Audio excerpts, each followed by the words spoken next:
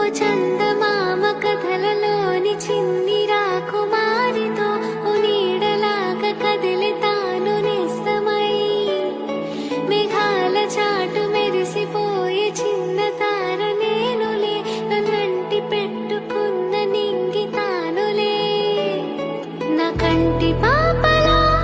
ఉంటాడు తానిలా తానుంటే చేరునే వెండి వెన్నెలా ఈ కలత చే